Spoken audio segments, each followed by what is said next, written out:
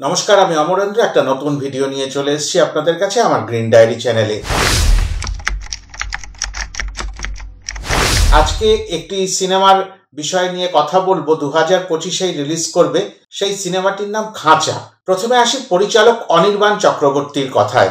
পরিচালক অনির্বাণ চক্রবর্তীর প্রথম সিনেমা অভাগী, সেই সিনেমা জাতীয় স্তরে সমাদৃত হয়, বহু পুরস্কার পায় এবং দর্শকদের মধ্যেও বেশ আলোড়ন ফেলেছিল।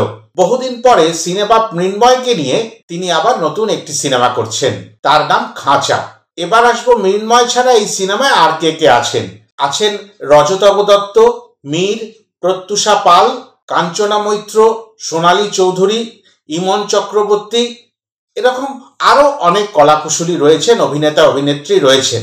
কিন্তু এই সিনেমাটা যে এবার আসছে সেটার মধ্যে আমার ব্যক্তিগতভাবে ভালো লাগা কাজ করছে, সেটা হচ্ছে এই সিনেবাপের ছোট্ট ছোট্ট করে বিভিন্ন সিনেমায় অভিনয়ের পরে নিজের যে স্বপ্ন পূরণ, সেই স্বপ্ন পূরণটা কিরকম, যদি ভালো করে তার জীবন কাহিনী বা তার পথ চলার দিকে তাকাই তাহলে কয়েকটি জিনিস আমাদের আগে আলোচনা করে নিতে হবে। প্রথমে মৃন্ময়কে দেখেছিলাম একটা রিয়েলিটি শোতে, তারপরে তিনি ইউটিউবে কন্টেন্ট ক্রিয়েশনের যাত্রা শুরু করেন, সেটাও হয়ে গেছে বহু বছর। আর এমন এমন কন্টেন্ট বানিয়েছেন তাতে কিন্তু আপামর বাঙালির ঘরে ঘরে সিনেবাপ হিসাবে তার নাম ছড়িয়ে রয়েছে। সঙ্গে তার স্ত্রীও রয়েছেন। সিনেবাপ মৃন্ময়ের একটাই স্বপ্ন ছিল ছেলেবেলা থেকে, নায়ক হয়ে উঠবেন, বাংলা সিনেমার একজন নামকরা নায়ক হবার খুব ইচ্ছা ছিল। সেই সুযোগটা এবার চলে এলো খাঁচার হাত ধরে। স্বভূমি এন্টারটেনমেন্ট এবং প্রবীর ভৌমিকের প্রযোজনায় এই সিনেমাটি আসছে।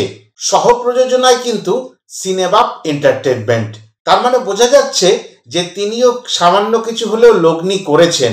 না, সিনেমাটায় হিরো হিসাবে থাকার কারণে একটা সুবিধা হয়েছে, তিনি নিজেও একজন প্রযোজক বা সহ প্রযোজক হয়ে উঠেছেন। এটাতে কোনো আমি দোষ ত্রুটির আলোচনা করছি না। মানুষের স্বপ্ন পূরণ করার জন্য হয়তো কিছু কৃচ্ছ সাধনও করতে হয়, তবে শুধু অর্থ দিয়ে কৃচ্ছ সাধন নয়।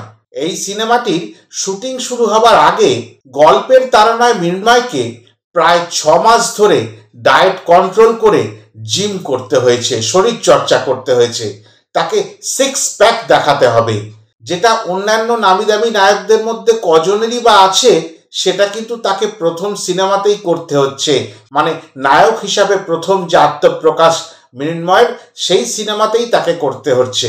তার শরীর চর্চা করে, চুলের স্টাইল চেঞ্জ করে তাকে একটা অন্য লুক নিয়ে আসতে হয়েছে। এবার তাহলে আসি ছোট্ট করে গল্পটা, তাহলে এই সিনেমার কি, মানে খাঁচা সিনেমার প্লটটা কি। নুন আনতে পান্তা ফুরায় এমন একটি হতদরিদ্র গ্রাম টিয়াবন। স্বাভাবিক করেই আমার যতদূর ধারণা এই গ্রামটি নর্থ বেঙ্গলেরই কোনো একটি অংশের হবে, কেননা সিনেবাপ মৃন্ময় ওই নর্থ বেঙ্গলেরই মানুষ।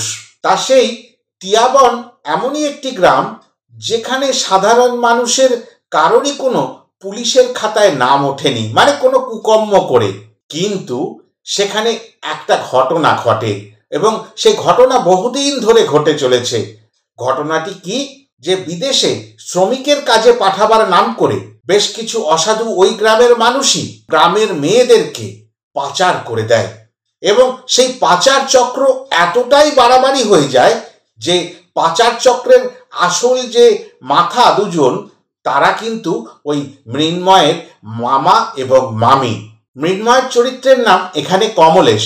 আর ওই কমলেশ ছেলেবেলায় দেখেছিল তার ইয়াং দিদিকে তার নিজের মামি একেবারে দলবল নিয়ে কোথায় তুলে নিয়ে গেল, আর কোনোদিনই সে ফিরে এলো না, এবং সেটা তার স্মৃতিতে রয়ে গেছে।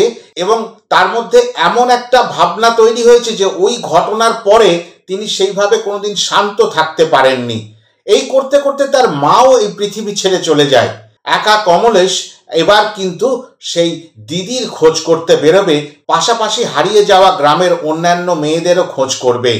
এই নিয়েই ঘটনা।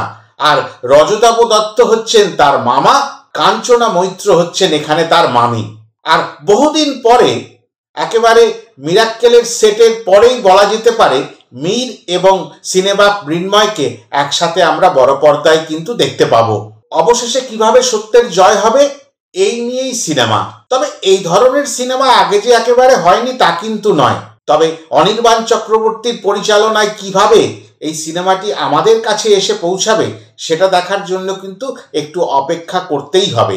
যেভাবে সিনেমা মৃন্ময়ের স্বপ্ন পূরণ হবে, সেই স্বপ্ন পূরণ করার জন্য সে যে এত বছর ধরে অপেক্ষা করেছে, সেই একই অপেক্ষা আমাদের মধ্যেও রাখতে হবে এই সিনেমাটি দেখবার জন্য। তবে বলা বাহুল্য এটি মেইন স্ট্রিম সিনেমাই হবে, একেবারে ঝাঁ চকচকে কমার্শিয়াল সিনেমা। আর ওই শরীর টরির বানানো দেখে এতটা বোঝা যাচ্ছে এই সিনেমার মধ্যে সব রকমই মশলা থাকবে। আর সেই আশা নিয়েই এই ভিডিওটি শেষ করলাম। আশা করি এই ভিডিওটি আপনাদের ভালো লাগলো। আর আগে যেরকম বলেছিলাম লাইক কমেন্ট শেয়ার করে দেবেন। আর খুব যদি ভালো লাগে তাহলে আমার পাশে দাঁড়াবার জন্য চ্যানেলটি সাবস্ক্রাইব করে দেবেন। আজ তবে যাই, আবার নতুন কোনো সময় নতুন কোনো ভিডিও নিয়ে আপনাদের কাছে চলে আসব। নমস্কার।